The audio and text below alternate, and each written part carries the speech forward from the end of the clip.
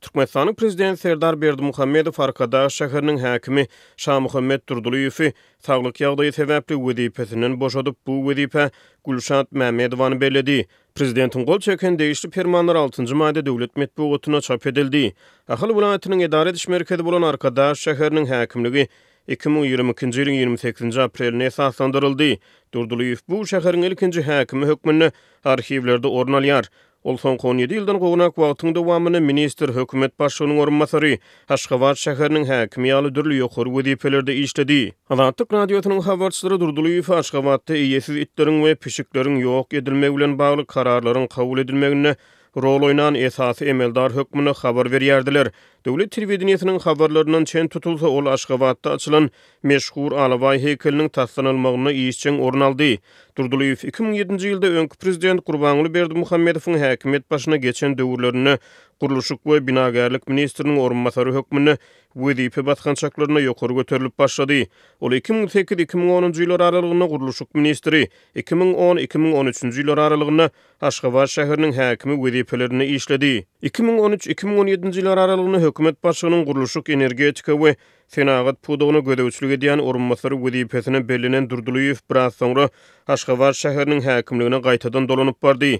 Döwlet mediýasy soňky 10 ýyldan gowrak wagtyň dowamyna ýurtda gurulyp ulanylmagy berilen iri taslamalar barada Gurbanguly Berdimuhammedowa hasabat berileni Şahmuhammed Durdulyew görkezýärdi. Ýapyk binalarda we Sewirstiniň gotuwynça 5-nji Aziýa oýunlaryny degişli deskalaryň guruluşygyny, bu oýunlaryň öňü süreçini Aşgabatda açylan Laçyny keşipli täze halkara howa mendiliniň guruluşyk taslamalaryny ýa-da Aşgabat City atly täze şäher taslamasyny ýa-da bolsa Arkadaş şäheriniň guruluşyk işlerini Durdulyew öňnäki orunlarda görkezilýärdi. Azatlygyň çeşmeleri 2017-nji ýylda Polimex Türk kompaniýasy tarapyndan gurulan halkara howa mendiliniň guruluşygyny näsalyklaryň hasap alynanyny, aeroportyň çöküp başlan käbir binalaryny awatlamak üçin ýürüýtük komissiýanyň döredlendigini habar berdiler.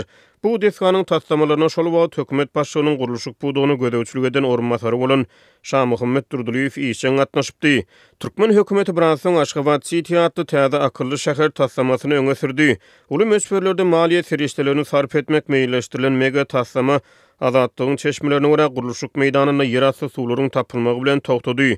Bu taslama bilen bagly hasabatlarda hem Durdulyew öň hatarlarda agdalýardy. Ol Aşgabat City bilen bir hatar daxil vilayatynyň täze dolandyryş merkeziniň Arkadaş şäheriniň guruluşyk taslamalaryna da gatnaşdy. Öňkü vice-premier, öňkü şäher häkimi soňky 17 ýyldan gowrak wagtyň dowamyna ýurduň iň köp döwlet serişdeleri sarf edilýän pudoklarynyň biri bolan guruluşyk pudugyny işçiň orun aldy. Türkmenistanyň döwlet mediýasy ýurtda ýokary wezipeli adamlaryň saglyk ýagdaýlary barada seýrek habar berýär. Şol seýrek habarlaryň birine döwlet telewizionyasy 2020-nji ýylyň noýabryna Şahmuhammed Durdulyewiň ýürek keseri bilen keselhana ýerleşdirilendigini habar berdi. Bu habardan 4 ýyl soň ol saglyk ýagdaýlary sebäpli şäher häkimi wezipesinden boşadylýar. Türkmen Nokat News neşri öz çeşmelerine salgylanyp Durdulyewiň hususan Arkadaş şäherindäki deskalaryň guruluşyk işlerine gatnaşýan kompaniýalardan para almakda aýplanýanyny habar berdi. Arkadaş şäheriniň täze häkimi Gülşat Mämmedowa mundan azal 2018-2023-nji ýyllar aralygyna Türkmen mejlisine başlyklyk etdi. Onuň kanun çykarjylygyna ýol başçylyk eden döwründe ýurduň parlamenti 2 palataly ulgama geçirilip soňra bu reformalar ýatyrylypdy. Türkmen medeniýetine görä Mämmedowa şäher häkimi wezipesine bellenmezden azal häkimligiň umumy bölüminiň müdiri wezipesini ýerine ýetirýärdi.